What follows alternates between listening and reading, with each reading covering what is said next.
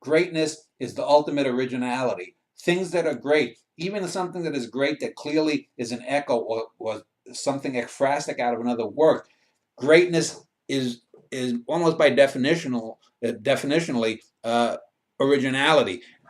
But most people, most critics don't see that because they don't see that the originality isn't just in the theme or the character or the dialogue or whatnot, but how something that is familiar is twisted anew. And that originality is in how you twist it.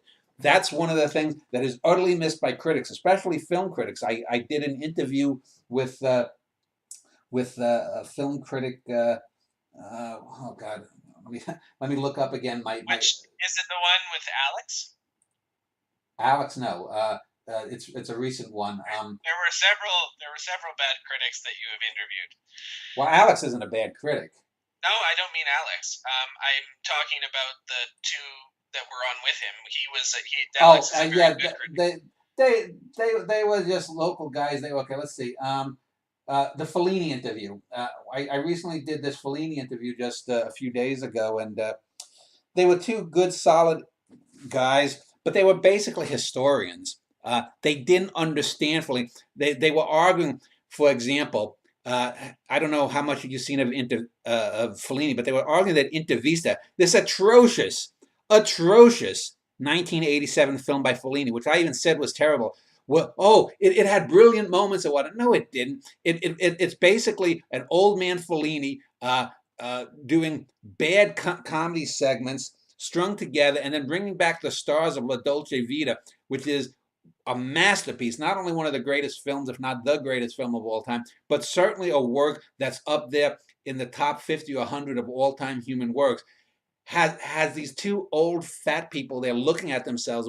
It is so masturbatory. It is so ridiculously bad. But these two guys are saying that it somehow got greatness in it. They don't understand What it. They don't what was understand to be objective about art.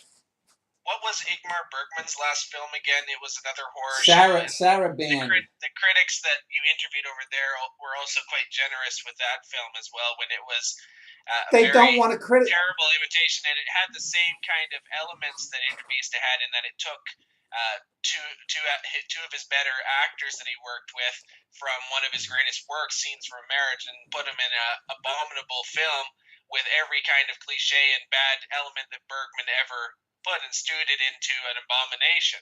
Yeah, these people, they claim to be critics. A critic, by definition, has to criticize, has to take a look at things. The most important thing that a critic does is tell you whether or not the work is of quality and why it is of quality or not.